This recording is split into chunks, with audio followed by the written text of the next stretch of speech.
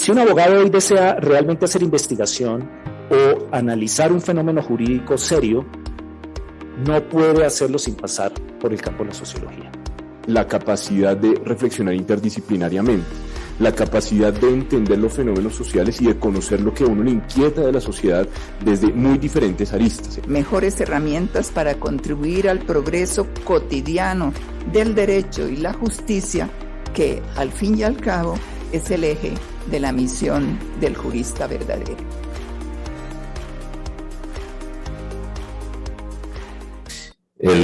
La próxima conferencia se titula "De los protocolos étnicos en el Estado como imaginario del trabajo en territorios indígenas", a cargo de la doctora Eileen Buitrago. Eileen Buitrago es antropóloga externadista, magíster en Ciencias Forenses y Justicia Penal de la Universidad de Leicester, con experiencia en asesoría forense sobre casos de diferentes delitos en justicia ordinaria y transicional, con amplio conocimiento en la investigación criminal y con gran interés en la criminología. Actualmente es docente de la Facultad de Ciencias Sociales de la Universidad Externa de Colombia y del Instituto de Estudios Interdisciplinarios. Adelante, profesora. De los protocolos étnicos en el Estado como imaginario del trabajo en territorios indígenas es más que una presentación de investigación, son aquellas intuiciones alrededor del trabajo que he venido adelantando a lo largo de varios años. Bueno, por un lado desde lo forense, pero también desde el trabajo con comunidades en este contexto precisamente de la violencia en Colombia, que ya muy bien el profesor Gerardo nos ha detallado.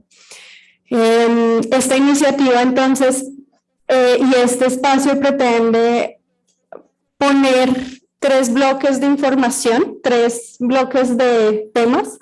Espero poder lograr darles a conocer las generalidades en torno a ello. Por un lado, en este árbol de la derecha, con relación a estos conceptos básicos que siempre son muy usados y bueno, que ahorita son la base además de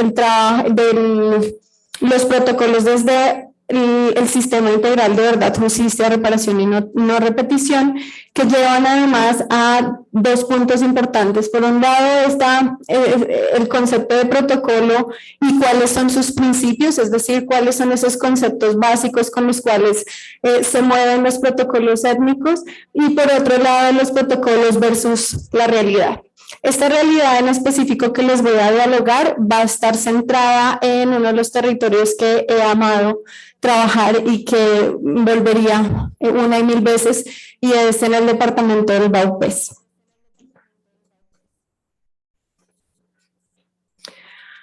Bueno, por un lado es importante realizar un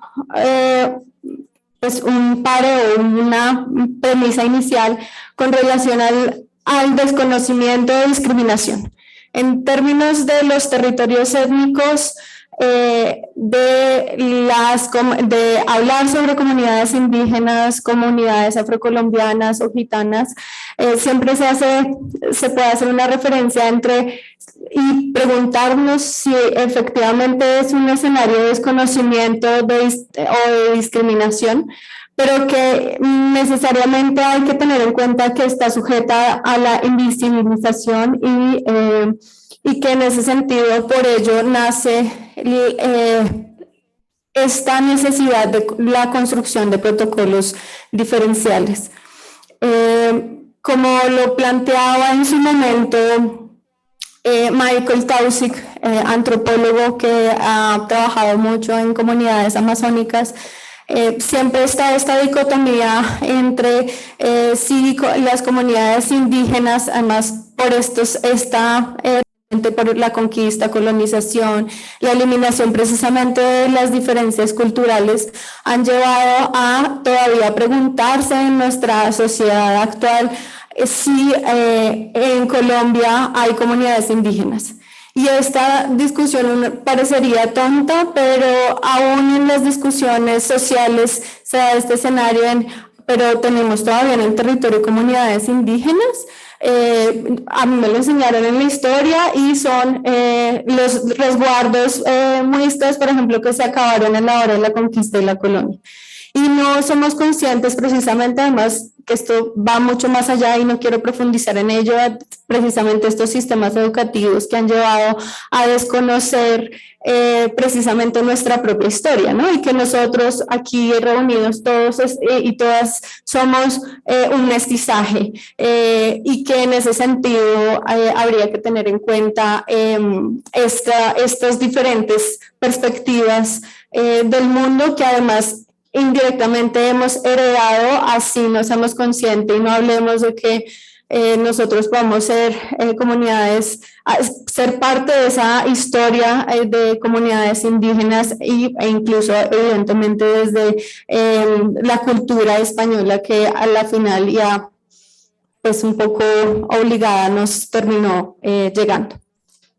Pero entonces esa discusión o esa pregunta de ¿aún existen las comunidades indígenas? Son precisamente esa ejemplificación de las diferencias y las limitaciones que se dan también para que hablemos en un mismo lenguaje, no en términos diferenciales, es decir, y como también lo planteó el profesor Gerardo, como en ese otros, en esa alteridad, que pues en términos antropológicos siempre hablamos del concepto de la otredad, sino precisamente como seres humanos que tenemos diferentes perspectivas del mundo y no por ello unos conocen o saben más que otros.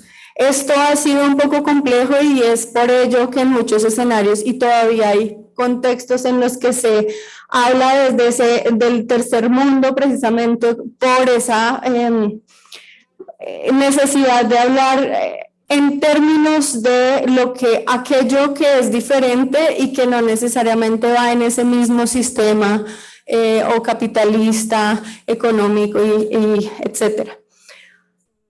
Hubo un momento en el que siempre se hablaba de ese hombre salvaje como comunidades indígenas, pero que siempre estaba esa dicotomía en la que eran conscientes que habían unos conocimientos muy valiosos de la naturaleza, esa conexión de la espiritualidad que aún hoy como sociedad occidental no se entiende, pero que evidencian precisamente unos sistemas de conocimiento que, si bien no son iguales a los nuestros, no quiere decir que son errados, ¿no? Y esto todavía nos cuesta en la actualidad. Y por ello siempre estoy en ese debate también hasta dónde hasta dónde la discriminación también está sujeta a ese desconocimiento por la ignorancia que el mismo sistema lleva a ello. Y esas narraciones que se han venido construyendo, incluso como les mencionaba Tauxig, relacionó en diferentes documentos alrededor precisamente de esa historia de la cauchería en el Putumayo, mencionaba que las comunidades a la final se terminaban desdibujando por ello, porque terminaba en esa dicotomía entre lo salvaje y aquello que efectivamente es un sistema que tiene un conocimiento absolutamente hermoso. Y esa ambivalencia de los conocimientos se permeó finalmente en esa construcción de nación que llevó a, bueno, no me voy a remitir tanto como esa construcción de todas y la redacción de todas las constituciones, pero que esto llevó a una definición paulatina y unas necesidades además de concebir qué es esto de lo étnico en el Estado. Y en ese sentido, Colombia ha modificado desde la Constitución precisamente algunos escenarios para eliminar lo que llamamos como la discriminación. Y bueno, en esa retórica o en ese discurso se habla entonces que esta construcción de lo étnico busca la igualdad de derechos,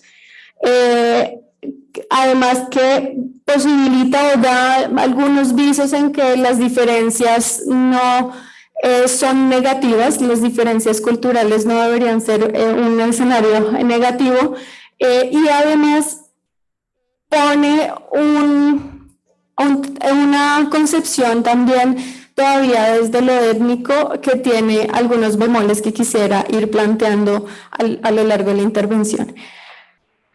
Me detengo allí para mencionar, por un lado, que dentro de estas diferencias que se dan culturales, pues esto ha definido, por ejemplo, que la Corte relacione a través, por ejemplo, de la sentencia T35 de 2011, la importancia de las comunidades indígenas y que la población requiere una especial protección. Por un lado, por la importancia de su cosmovisión, de la forma en que conciben el mundo, y asimismo porque el mismo contexto violento ha llevado a escenarios de extinción. Estos escenarios de extinción se hicieron más explícitos ya en un contexto de cuando se dio la sentencia T025. A partir de ello se dieron muchos autos de seguimiento que llevaron incluso a definir, no solamente podemos hablar de víctimas, por ejemplo, pues, desde la T025 en términos de desplazamiento forzado, no solo hablar de víctimas en general, sino también tener un tratamiento especial, por ejemplo, a víctimas de comunidades étnicas, para poder atenderlas y poder responder desde el Estado a algunas necesidades que se dan en ese proceso de desplazamiento forzado.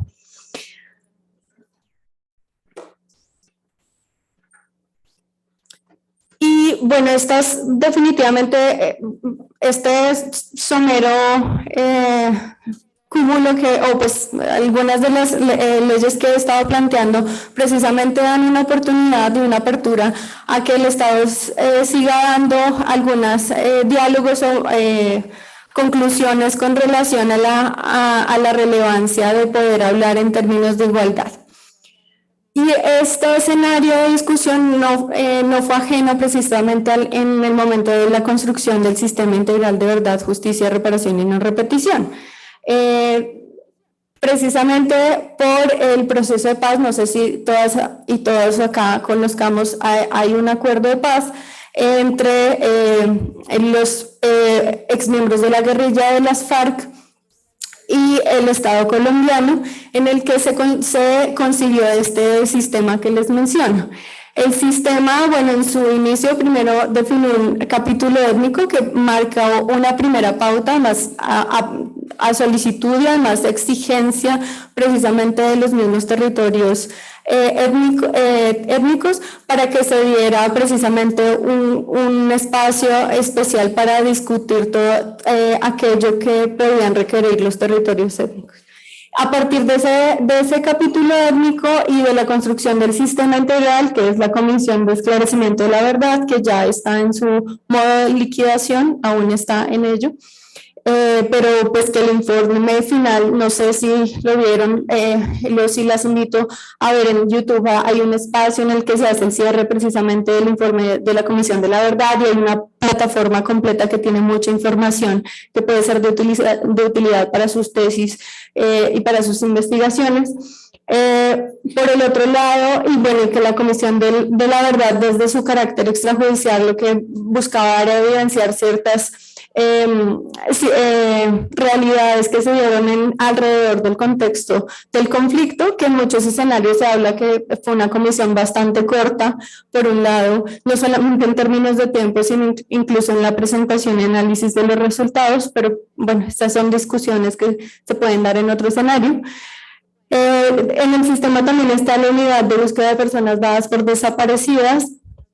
En Colombia existe la desaparición forzada y otras tipologías que están ligadas precisamente al no hallazgo de personas en este contexto del conflicto armado, y la unidad está realizando esta labor también desde un carácter extrajudicial. La Jurisdicción Especial para la Paz, desde un carácter judicial, precisamente ha estado ahondando y creando macrocasos para la investigación de algunos de los hechos. Y todo esto para mencionarle de estas tres instituciones que precisamente cada una ha construido protocolos para su labor en los territorios con perspectiva étnica. Y eso que ha implicado precisamente además una división en términos de esas perspectivas.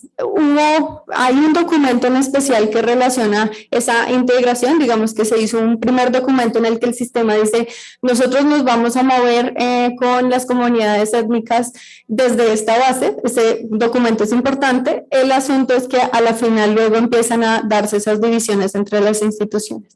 Tanto así que la unidad de búsqueda de personas dadas por desaparecidas hace su propio documento, como ellos los llaman lineamientos, estos lineamientos bajo una ruta de consulta previa, pero la jurisdicción especial para la paz no necesariamente.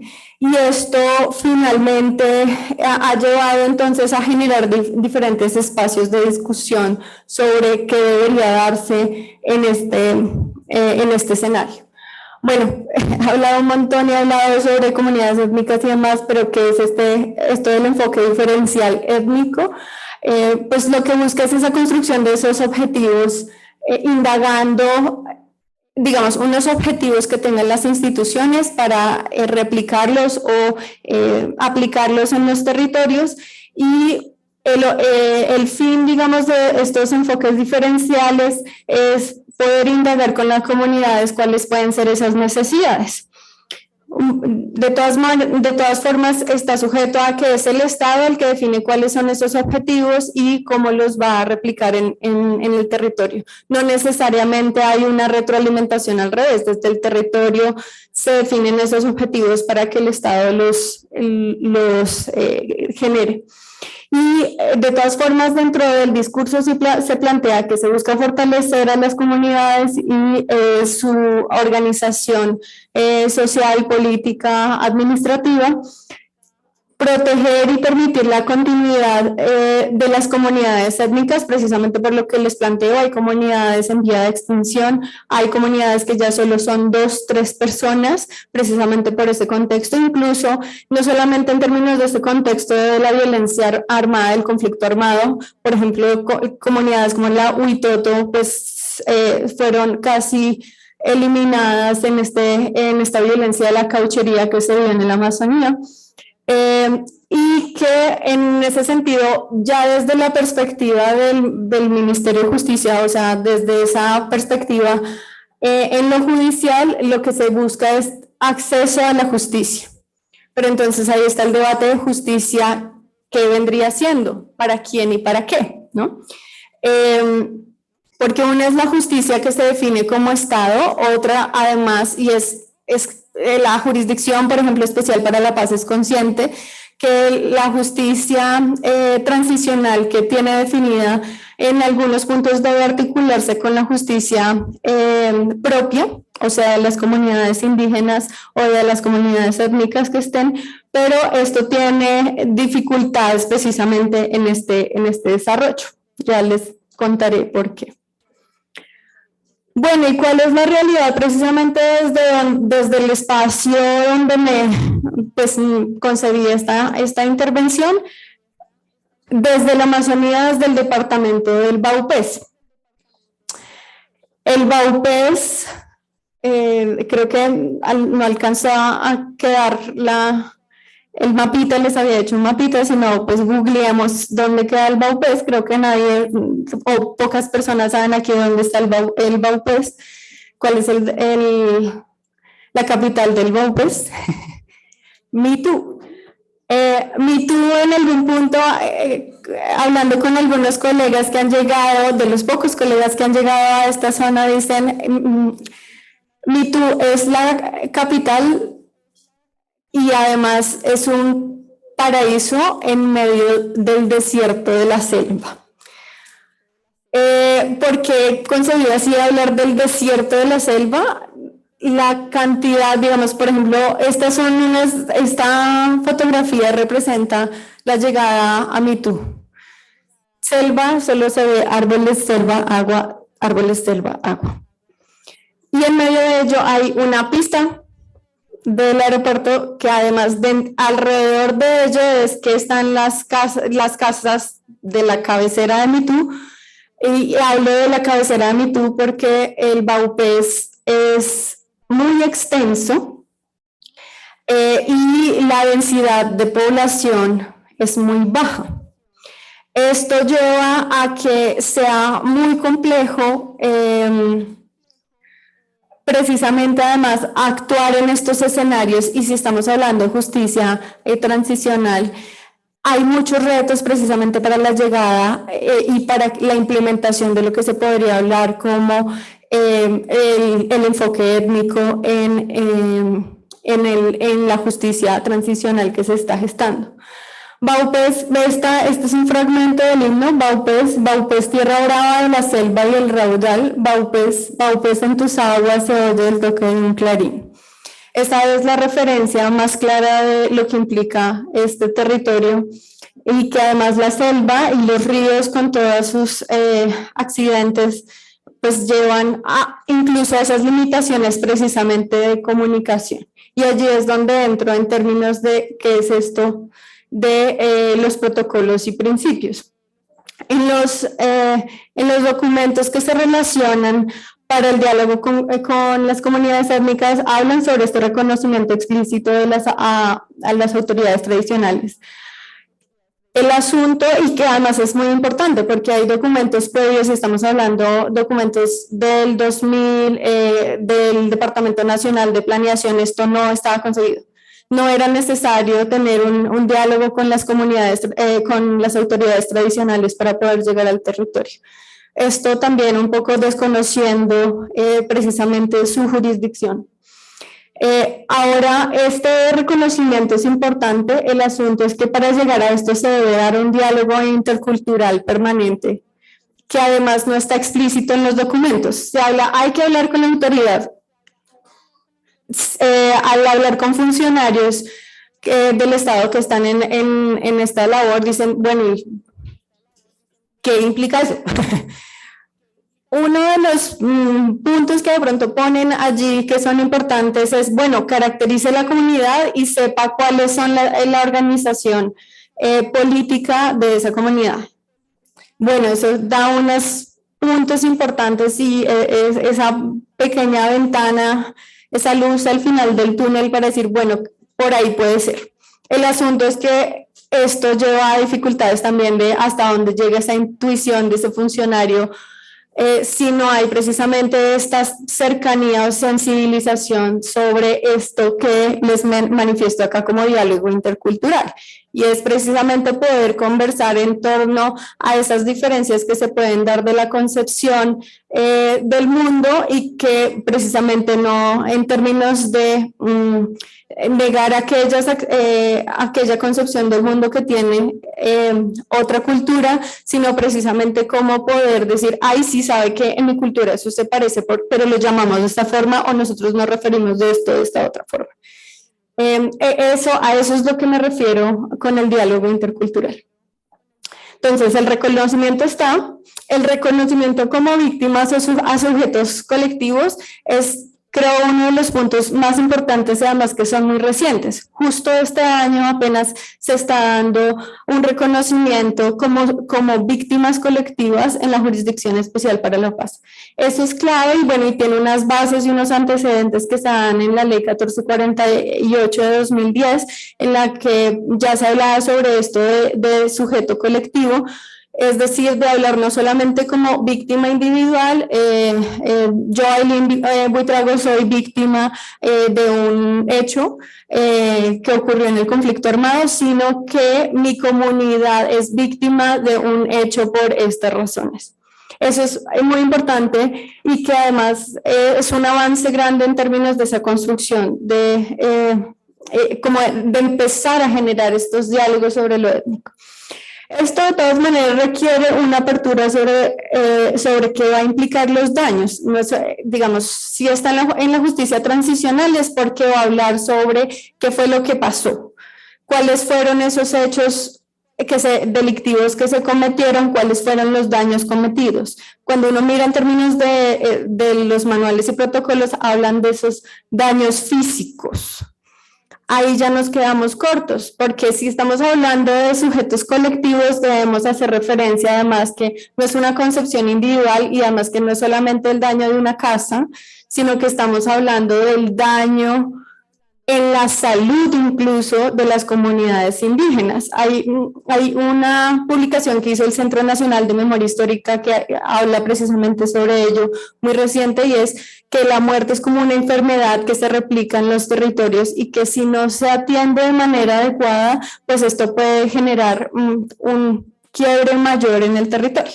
Entonces, poder generar esta discusión y abrirlo, no solamente en términos desde lo físico, sino hablar desde lo espiritual, que nuevamente desde nuestra concepción aún todavía no es tangible.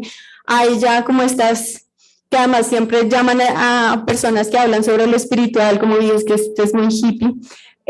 Más allá de ese hipismo, esto es una concepción de mundo que es clave, esa conexión precisamente entre eso físico, entre lo energético y aquello religioso que no necesariamente pues todos pueden comprender. Entonces esto habría que definirse y es sustancialmente diferente a esa concepción occidental, que nos está llegando por otros lados, algunos que aquí que practiquen yoga, bueno, por ese lado hay algún broche de ello, pero todavía cuesta.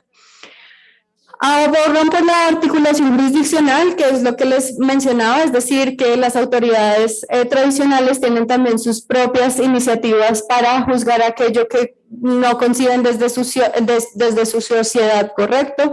Pero entonces esto está sujeto, esto lleva a que dentro de los protocolos se ve que son sujetos de participación, pero no son sujetos activos. Es decir, vamos allá, planteamos que estamos haciendo una investigación, les contamos qué es lo que estamos haciendo e informamos también a las víctimas. Pero esto no quiere decir que articulen con la justicia tradicional para decir, mire, desde su concepción qué se debe investigar y que además incide y repercuta para precisamente esta construcción de lo que ocurrió, o sea, de verdad por un lado y además de justicia restaurativa, que es el punto, se supone, del sistema integral de verdad, justicia, reparación y no repetición. Y por otro lado, las dinámicas, la comprensión de las dinámicas comunitarias, que es un poco lo que les planteaba hace un momento, y es, empieza a mirar cómo indagar un poco de qué tratan las comunidades indígenas en términos de justicia, cuáles son los tratamientos que dan también en términos de salud, de enfermedad, para poder concebir ello. Ahora, esto de salud y enfermedad todavía es súper etéreo, solo se habla en términos de más de justicia, y esto tiene sus bemoles, como les planteo, porque hay una conexión permanente en la espiritualidad. Y esto que implicó en términos de la realidad, lo que les bueno, el Baupés además es una zona en la que se mueve por el río o que tiene caminos por los que la comunidad se comunica. Es decir, los mensajes el mensaje instantáneo puede llegar, sí, pero si hay internet y si hay luz. Si no tenemos ello, pues el mensaje va a llegar como normalmente llega, y es caminando o por río. Entonces, pensémonos ello precisamente y sencillamente en una notificación judicial, un auto en el que la jurisdicción le está notificando a la comunidad lo que ha ocurrido. Esos son otros bemoles. Y pensándolo incluso en términos de experiencia en el territorio, todo es caro. La gasolina, si ahorita nos estamos aterrando que el precio de la gasolina esté en 11,000 pesos, en el 2015, cuando estuve en el Baupés, el galón de gasolina costaba 17,000 pesos. Calcule ahorita cómo está la cosa. Esto precisamente genera además unas limitaciones y hay que pensarlo desde la realidad. Y entonces no es solamente concebir, vaya a comunicarlo, pero y entonces presupuestalmente cómo lo hago, logísticamente cómo lo hago. Quiero hacer una reunión con víctimas, pero estoy hablando de una población dispersa en 42,000 kilómetros, que es el 7º departamento más grande del país. Pues esto y que además encontrarse una maloca con otra puede demorarse días. Entonces, ¿cómo logísticamente, cómo se va a definir esa estrategia para que además la justicia, efectivamente, como lo estamos planteando desde el inicio, desde los protocolos, hable y llegue a estos territorios y además que sea una justicia que se apropie, ¿no? Y, nuevamente porque incluso faltan esas discusiones sobre y qué es justicia y qué implica ello. Y en ese sentido, pues no me quiero alargar más porque creo que ya me pasé. Esto plantea incluso dificultades en seguridad, por ejemplo. Baupés en estos momentos, como lo planteaba, creo que quiero reiterar mucho lo que planteaba el profesor Gerardo, y es la violencia sigue. La Defensoría del Pueblo ya en el Baupés ha relacionado que tiene presencia armada. Bueno, esto no es gratis, de hecho el frente que no se desmovilizó de las FARC precisamente tenía su asiento allá en el Baupés y zona del Amazonas, pues ellos siguen allí y eso genera dificultades. Imagínense una víctima relacionando es que las FARC hicieron esto y lo otro, cuando el frente no desmovilizado, desvinculado, perdón, sigue allí. Esto genera muchas dificultades y además en términos de reacción, en medio de toda esa selva, y entonces, ¿qué va a poner fuerza pública en esos 42.000 kilómetros cuadrados? ¿Cómo, cuándo y cómo hace para llegar a esas comunidades? Eso genera limitaciones y en ese sentido, además, que esa sí ha sido una concepción que la Defensoría del Pueblo ha tratado de desligar y no ha podido, y es que que la presencia del Estado no debería ser solamente la fuerza pública, que es la primera respuesta que ponen al momento en que ocurre un hecho violento. Esas dificultades de seguridad entonces van a generar esas limitaciones de participación, van a generar estas limitaciones de estrategias de comunicación que les acabo de plantear, no voy a entrar en ello, es decir, cómo llega ese auto a esa comunidad que está a 3 días, porque literal es así, 3 días por río, camine un día para llegar. Y en ese sentido, esa construcción de paz, de enfoque restaurativo, tiene varios interrogantes precisamente para que llegue a estos territorios. Y eso lleva además limitaciones, no solamente en términos de una institución, sino quisiera cerrar con este mapa mental, y es la respuesta que se podría dar no solamente en términos, desde la base de la Jurisdicción Especial para la Paz, las investigaciones van a implicar una articulación con varias instituciones, y esto visto desde los territorios donde incluso la presencia estatal es tan reducida. Por ejemplo, el Baupés tenía una oficina de 3 funcionarios de la unidad de víctimas, una de las instituciones más importantes en varias de los municipios.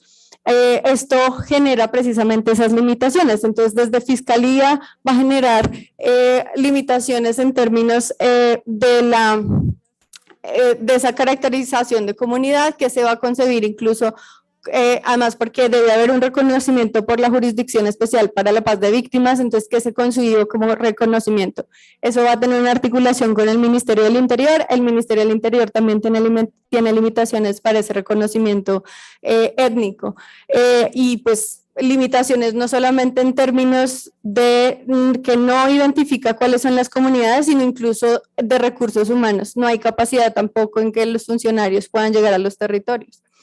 Esto genera también dificultades para la caracterización. Sabemos en realidad sobre las comunidades étnicas, sobre las comunidades indígenas, y esta respuesta pues es evidentemente no, porque además Ministerio del Interior, Ministerio de Cultura también tienen limitaciones en esas caracterizaciones e investigaciones. La participación se ve reducida y, como les manifestaba ahorita, la participación se lleva no solamente a estar en el lugar, más no ser un sujeto activo en ese proceso.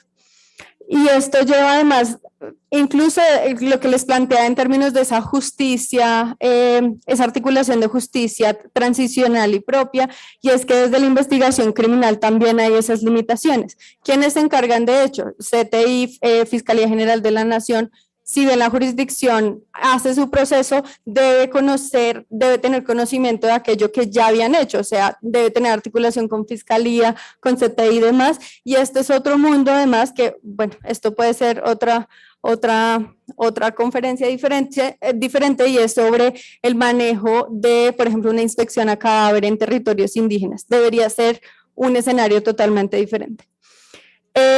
El acompañamiento psicosocial además genera otras articulaciones que todavía faltan y tienen limitaciones, y es, por ejemplo, la jurisdicción tiene su propio acompañamiento psicosocial, pero esto de todas maneras debe articularse en algún punto con la unidad de víctimas, que es quien hace apoyo psicosocial también, pero esto también tiene sus bemoles porque además entra ahí, como les mencionaba, no sé si se alcanza a ver, el SNARIF, que es el sistema que hace parte de la ley 1448 en términos de atención psicosocial y que se concibe el PAPSIVI. Bueno, son muchos conceptos, espero que en algún punto puedan revisarlos, pero esas limitaciones de ese acompañamiento psicosocial per se, porque no hay acompañamiento permanente para ninguna víctima de cualquier hecho victimizante, tiene aún más limitaciones en territorios étnicos porque todavía falta mucho para hablar sobre qué implica lo psicosocial en un territorio indígena, que no necesariamente está ligado a la concepción de disciplina, psicología o psiquiatría en el acompañamiento, sino que son las autoridades como los sabedores, los médicos tradicionales quienes acompañan estos escenarios que todavía no son claros en la institucionalidad. Y por último, la seguridad, que además, como les manifestaba, no solamente en términos de fuerza pública, sino cuáles pueden ser esos ejercicios de protección y todas las limitaciones que se tienen, por ejemplo, con el Departamento Nacional de Protección, por ejemplo, que es lo que siempre se evidencia, por ejemplo, con los líderes sociales. Tenía ya una solicitud de protección, pero no hay capacidades, entonces termina siendo asesinado. Esos son tantos bemoles, digamos, de solo una investigación. Este mapa mental lo que traté de hacer fue mostrar precisamente toda esa respuesta institucional que debería darse, pero que tiene también limitaciones, no solamente incluso desde el territorio étnico, sino incluso todavía faltan retos para atender a una víctima que no se reconozca como parte de una comunidad étnica.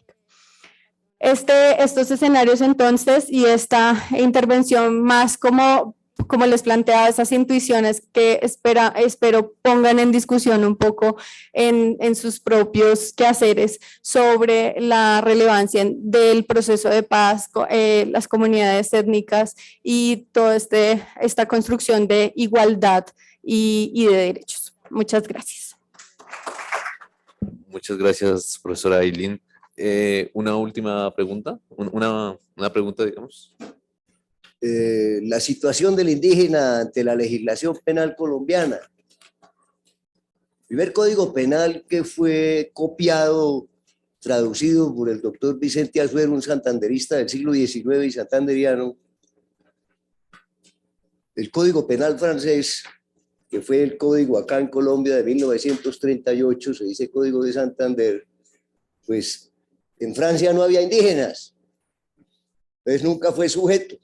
En el siglo XIX tampoco.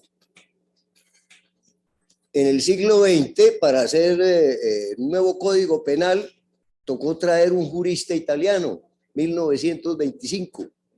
1936 tampoco aparecía el indígena como sujeto de la legislación penal colombiana y que resolvieran ese problema las comunidades religiosas. Solamente, ni siquiera en el Código Penal de 1980, sino la Constitución colombiana de 1990-91 reconoció a los indígenas como culturas diferentes, con jurisdicción diferente, con justicia distinta, pero hasta 1990-91.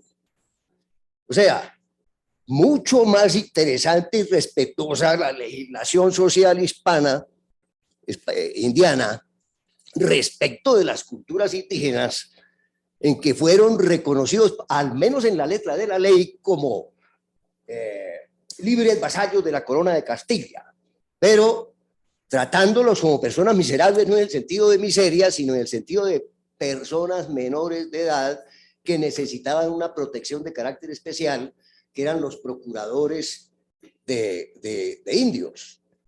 Pero es increíble que hasta 1990 hayan reconocido a las culturas indígenas como culturas diferentes de la generalidad, del común, del ser colombiano. Impresiona bastante. Por eso, las culturas indígenas y el pueblo en general fue tan reaccionario en la época iniciática de la independencia, pongamos esa fecha de 1810 en adelante, porque el tratamiento de los criollos, de los herederos, de los encomenderos y conquistadores, fue peor que el tratamiento que le dio la legislación social indiana a esas culturas indígenas. Y ni qué decir hoy del tratamiento que se está dando, esas discusiones de este sujeto, sujetuelo, este señor, no sé, fiscal, de lo que sucedió ayer, batier, inmediatamente la calificación, como si ya fueran a proceso, es secuestro. Inmediatamente hace la calificación penal sin ninguna investigación de los hechos. Lo que está sucediendo actualmente en el Cauca, donde existen las autoridades comunes y corrientes, ejército y policía, cada 3 kilómetros, cada 400 metros, y todos los días asesinan líderes sociales, todos los días líderes indígenas, y no se resuelve el problema, simplemente se torna más álgido, más complicado, ¿no? Entonces, es increíble que a estas alturas de la vida los indígenas sueñen o piensen mejor de la legislación española, que por lo menos les quitó las tierras, pero el emperador se las devolvió a través de la institución famosa de los resguardos, que en el siglo XX y todavía carajo en el siglo XXI tengan que recurrir a la legislación indiana para defender las tierras de los resguardos, como lo hizo en inicios de la década del siglo XX Manuel Quintín Lame, allá en esa zona del Tolima y también en la zona del Cauca.